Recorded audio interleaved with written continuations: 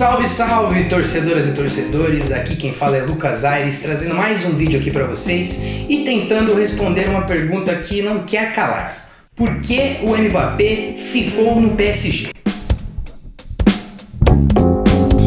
Se você gosta de futebol europeu, deve ter acompanhado que o papo era muito forte da ida do Mbappé para o Real Madrid ao final da temporada europeia. O negócio, na verdade, era até dado como certo. Falava-se até em um anúncio antes da final da Champions League entre Real Madrid e Liverpool, e até o jogador dava alguns indícios e dicas de que estava de malas prontas para sair lá da França. Só que nos últimos tempos o Mbappé começou a fazer cada vez mais mistério, e as informações de bastidores também tinham cada vez menos certeza do negócio com o Real Madrid. Até que, no último jogo do PSG na temporada lá no Francesão, o rapaz apareceu junto com o presidente do clube com uma camiseta escrito atrás 2025. Era bem claro que era um anúncio da renovação do contrato do atacante até lá. Isso pegou muita gente de surpresa, em especial o pessoal no Real Madrid, que ficou todo aquele bafafá, inclusive falando de falta de fair play financeiro, entre outras acusações, inclusive de traição do jogador francês ao Real Madrid. Pra gente aqui ficou mais a dúvida, por que será que ele optou por ficar no clube francês? Bom, pessoal, as decisões que envolvem jogadores desse quilate e desse tamanho de transação financeira nunca são exatamente simples. Elas envolvem vários fatores e a gente vai tentar destrinchar alguns deles aqui mesmo. O primeiro, galera, é óbvio e é bem claro que é dinheiro. Gente, a proposta que o Mbappé aceitou para renovar com o PSG envolvia simplesmente 300 milhões de euros em luvas, aquele bônus na hora da assinatura do contrato, fora um salário anual de 100 milhões de euros, o que dá um pouco mais de 8 milhões de euros por mês. Só isso já valeria, uma decisão de mudar de ideia. Mas engana-se quem pensa que o dinheiro foi o fator primordial. Até porque a proposta do Real Madrid era, segundo informações, muito similar à do PSG em termos financeiros. O que pesou, então, foi o poder que o jogador ganhou dentro do clube e passou a ter a partir de agora.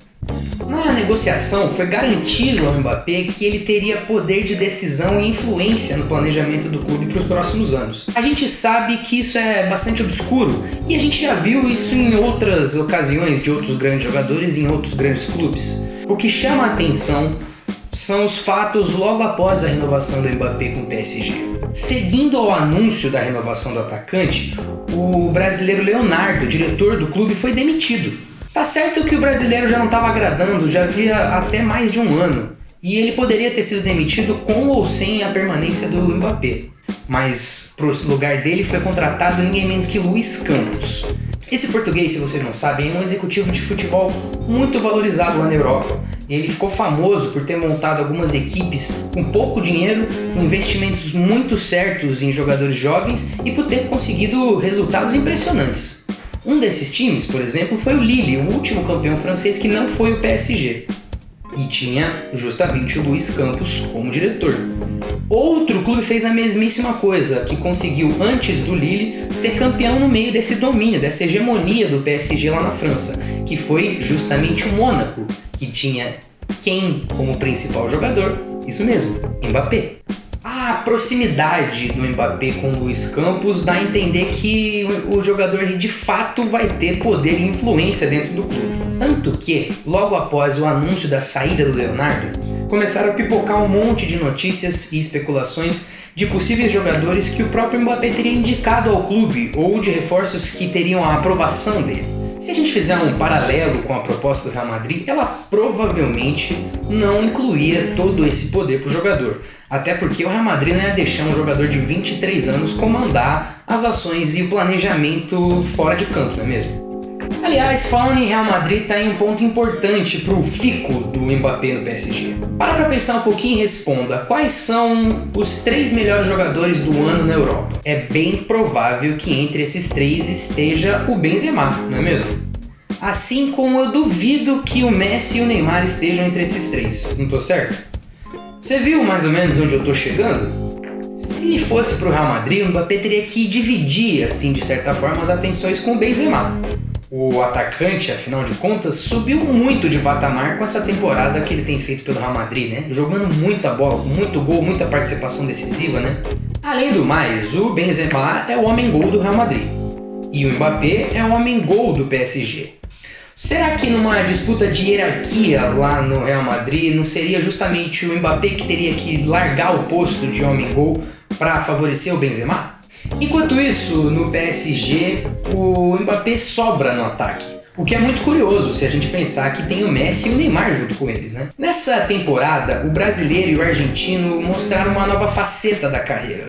Talvez com a influência dos 30 anos ou mais que os dois têm, eles estão cada vez menos presentes na lista de estatísticas dos gols e podem deixar o brilho mais pro companheiro francês, pro jovem companheiro francês deles, né? Assim, pode ser que na cabeça do Mbappé valha mais ficar como destaque do ataque, recebendo bola açucarada atrás de bola açucarada do Neymar e do Messi, do que ter que correr pro Mbappé ficar brocando o gol lá no Campeonato Espanhol, né? Além do mais, esse trio Messi, Neymar e Mbappé não mostrou o que veio nessa última temporada, né? Só que nessas últimas partidas do Campeonato Francês, eles mostraram um entrosamento maior e devem ter deixado um gostinho de quero mais pro atacante francês e pro brasileiro e pro argentino também, né? Por que não? Eu não sei vocês, mas eu ia querer também ver um pouquinho mais desses jogadores que são tão diferenciados dentro do futebol mundial, né? Agora vamos sair um pouquinho do campo, vamos tirar um pouco os holofotes do Mbappé e vamos dar uma passeada pelos bastidores. Se vocês não sabem, o PSG é propriedade do Qatar Sports Investment, um fundo de investimento ligado diretamente ao estado do Qatar. É quase como se um país fosse dono do clube de futebol. Só que mais do que um aparente dinheiro infinito que tenha o fundo de investimento que é dono do PSG, a questão é até um pouco mais política. Afinal de contas, a Copa do Mundo será justamente no Qatar, o país que é dono do PSG. Agora, já pensou como é que fica a imagem do país?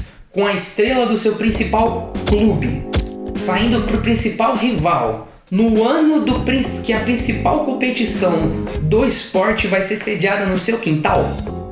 Pode ser que você não tenha pensado nisso, mas certamente os diretores do PSG, do QSI e até o próprio Emir do Qatar devem ter pensado nisso. Tanto que eles não mediram esforços para poder manter o jogador no PSG. É só a gente ver os valores que foram propostos e aceitos pelo Mbappé. Por fim, tem um aspecto que às vezes a gente esquece, que é a idade do Mbappé. O atacante ele tá há tanto tempo jogando bem, brilhando, recebendo prêmio e artilharia, foi até campeão de Copa do Mundo, que a gente esquece que ele tem 23 anos. Meus amigos, o moleque ainda tem a carreira inteira pela frente. E o contrato dele, agora renovado, é até o meio de 2025. Quando chegar lá, com mais uma Copa do Mundo batendo na porta, o Mbappé ainda vai ter 26 anos, ou seja, com ainda muito na carreira pela frente. Ele ainda não vai ter alcançado sequer o auge físico, esportivo e atlético que é dito do jogador de futebol, por volta dos 27 e 29 anos de idade. Se, na ocasião, ele continuar mantendo esse nível, se é que não evoluir, ele vai poder continuar buscando novas experiências, só que dessa vez com um poder de barganha muito maior. Se ele já é esse jogador hoje com 23, como que será que ele vai estar daqui 3 anos com mais experiência, mais tempo de futebol e talvez mais conquistas, né? Ele, por exemplo, não vai ter que correr para o Benzema fazer gol, nem vai ter que se adaptar para poder jogar junto com o Messi e com o Neymar. É bem provável que os três já estejam em fases finais da carreira, se é que um ou outro já não vai ter encerrado a carreira, né? O que eu quero dizer com isso? Que a decisão que o Mbappé tomou está longe de ser um grande peso, assim, por assim dizer. Nada indica que ele está perdendo a oportunidade da vida dele, até porque ele pode encontrar um cenário muito melhor para ele daqui 3 anos. Isso é algo que até o próprio presidente do PSG admitiu na negociação. Mas é isso, galera. Sempre surpreende um jogador recusar o Real Madrid. Mas se a gente somar o dinheiro com a questão dentro de campo, as possibilidades e o futuro que é logo ali, a gente começa a entender um pouco mais a decisão, né? O que eu quero saber é, no lugar dele, o que você faria? Responde a gente aqui embaixo nos comentários. Além de comentar, você pode dar aquela força no joinha com a gente e, melhor ainda, pode se inscrever no canal, além de ativar o sininho para poder receber conteúdos como esse.